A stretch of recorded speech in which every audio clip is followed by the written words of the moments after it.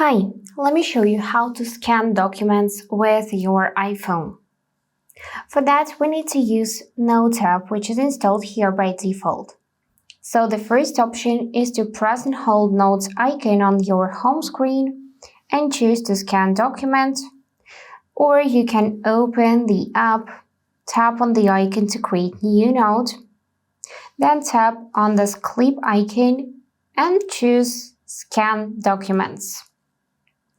Now, I suggest you to immediately switch from auto to manual option because, as you can see, it can take photo itself and not the right one. So let's switch to manual. Now I'm gonna point the camera at the document, so text will be within those orange frames.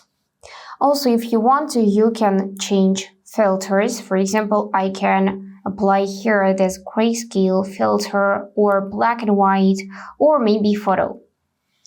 Now we need to make sure that we can see orange frame and tap camera share button to confirm that we want to scan this document.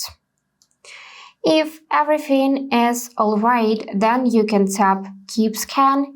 If not, you can adjust its size by dragging the corners as well as tap on this button retake. I'm gonna keep the scan. And now this is how it will look for me. And if you want to, you can scan even more if you have more than one page, for example. So just continue pressing camera shutter button to scan this document. After that, to save it, you need to click Save button and you will see those scanned documents in your Notes app. You can also tap on this icon to see the amount of pages. Now you can tap on the arrow right here and by tapping Print option, you can save it as PDF, for example. For that, tap on Share and you will immediately see that it is in PDF format. After that, you can share it to messages, mail, via AirDrop. You can also save it to files. And of course, you can tap right here on the share icon. Choose to send copy or collaborate.